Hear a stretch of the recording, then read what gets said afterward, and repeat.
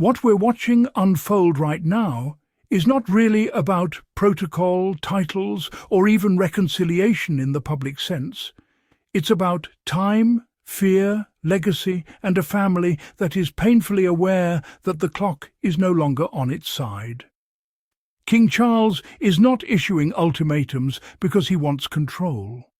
He's doing it because he's 77 years old, he's dealing with cancer, and he is confronting something deeply human, the possibility that he may never truly know two of his grandchildren. That realization changes people. It hardens some, softens others, and in Charles' case, it appears to have done both. On the one hand, he wants peace. On the other, he feels a rising urgency that makes him less willing to accept endless delays, vague promises, and emotional distance disguised as logistics. Charles has publicly tried to project calm and reassurance, especially in his recent update, where he shared that his treatment would be reduced in the new year thanks to early diagnosis and medical intervention.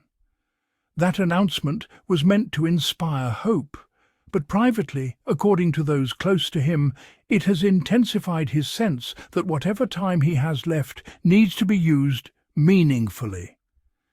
This is not just about seeing Harry again.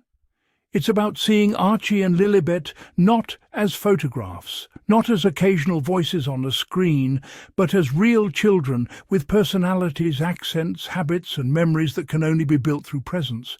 For Charles, the idea that those memories may never exist is not political, it's existential. And that's where the pressure on Harry comes in. The king is not telling Harry to abandon Meghan, and he's not framing this as a loyalty test. He is, however, urging Harry to stop being passive inside his own life.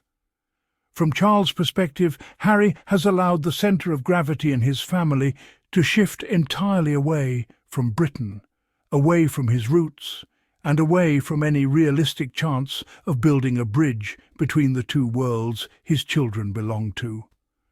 Charles doesn't see this as Meghan's fault alone, but he does see Harry as the only person who can realistically change the situation. And he believes Harry isn't doing enough to even try. That's why the language has shifted from hopeful to firm. Charles recognizes that Meghan has her fears, her reasons, her protective instincts, and he's not dismissing them as irrational or malicious.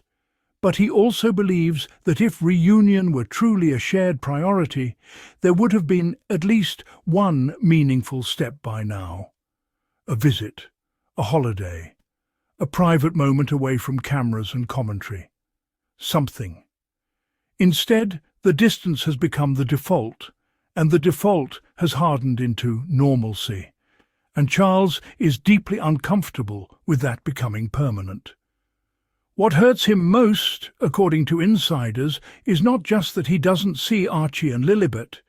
It's that he sees every day what he's missing. He sees William and Kate's children growing, changing, becoming people. He experiences the rhythms of their lives, the ordinary joy of being present. That contrast doesn't just remind him of what he has, it reminds him of what he doesn't.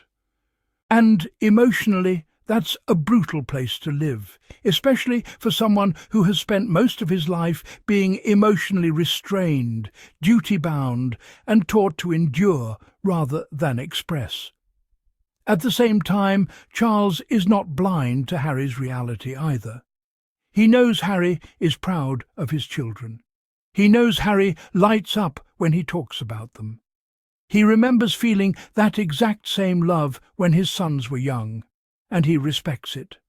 That's part of why this is so painful, because it's not a conflict between love and neglect, it's a conflict between two different versions of protection. Harry's version is distance, control, and insulation. Charles' version is connection, heritage, and continuity.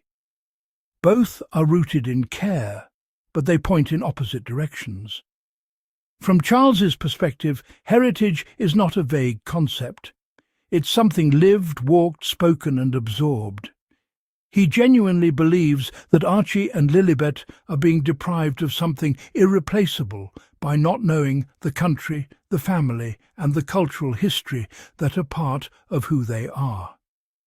This isn't about crowns or castles, it's about identity. He fears that by the time they are old enough to choose for themselves, the emotional thread tying them to Britain will already be too thin to matter.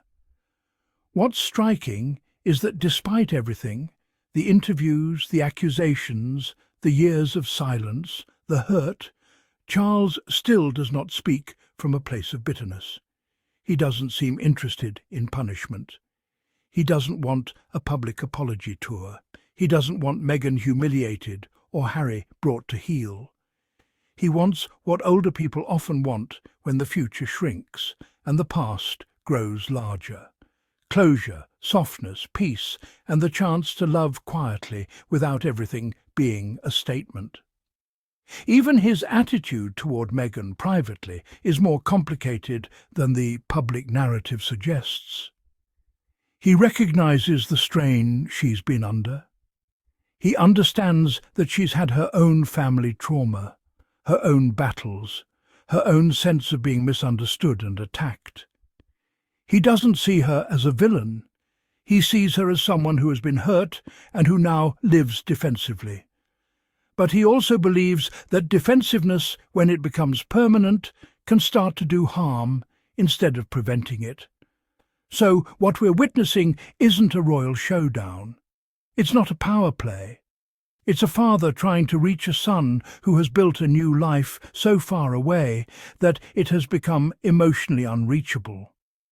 It's a grandfather trying to make himself matter in the lives of children who may grow up, not really knowing who he is beyond a name and a face in history books. And it's a family trying, imperfectly and painfully, to decide whether love means holding on tighter or finally letting go. And that's the real tension here. Not whether Harry returns, not whether Meghan agrees, but whether this family still believes that repair is possible, or whether everyone is slowly, quietly accepting that this is just how things are now.